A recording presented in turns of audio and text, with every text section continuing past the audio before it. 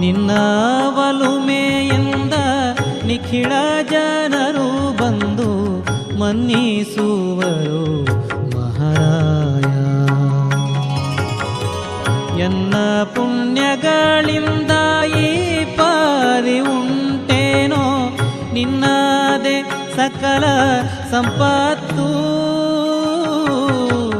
ನಿನ್ನ ಒಲುಮೆಯಿಂದ ನಿಖಿಳ ಜನರು ಬಂದು ಮನ್ನಿಸುವರು